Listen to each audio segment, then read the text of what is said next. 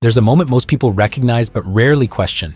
It usually happens at night when everything is quiet and you open your electricity bill with a slight hesitation, already expecting the number to be higher than it should be. You scroll through it, maybe glance at the breakdown, maybe not, but the feeling is always the same. Something about it feels out of your control, like you're paying for a system you don't fully understand but can't escape. That's where most people stop thinking. They assume electricity is just one of those fixed realities like taxes or rent, something that exists outside of negotiation.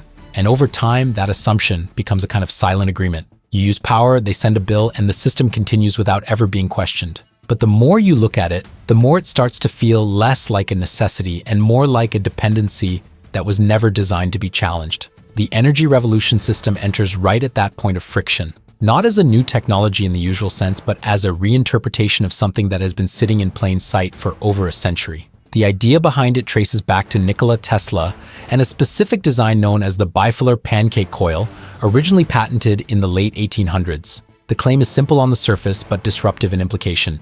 Instead of consuming energy in a linear way, the system is supposed to amplify an existing source, turning a small input into a significantly larger output. That sounds like the kind of claim that triggers skepticism immediately, and it should, because most modern systems are built around the opposite principle. They scale cost with usage, not efficiency with intelligence. The more you rely on them, the more they extract.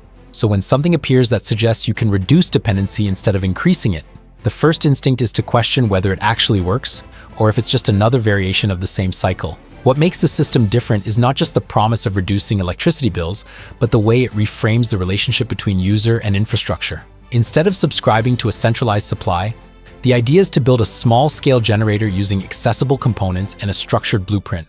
The materials are relatively inexpensive, often under a couple $100s, and the assembly is designed to be simple enough that even someone without technical experience can follow it step by step. At this point, the real question is not whether the concept is appealing, but whether the execution holds up, because there is a clear difference between an idea and a working system. The blueprints included in the energy revolution system are positioned as the missing layer, the part that bridges theory and application. They guide the process from raw components to a functioning device, with the expectation that once assembled, it can supplement or reduce traditional energy usage.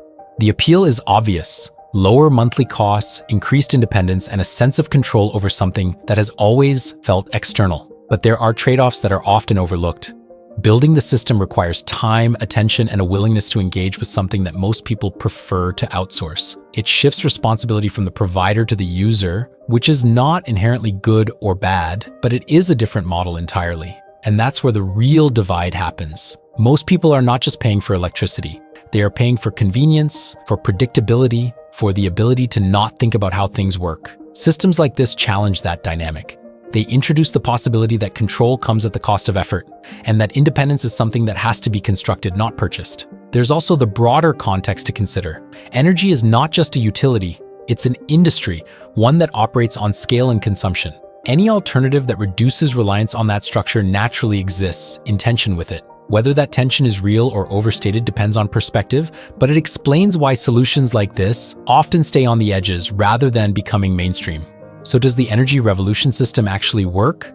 The answer depends on what you expect from it. If you're looking for a plug-and-play replacement that instantly eliminates your electricity bill with zero effort, this is not that. But if you're willing to engage with the process, to build something and understand how it functions, then it becomes less about a product and more about a shift in how you relate to energy itself. In the end, it's not just about saving money.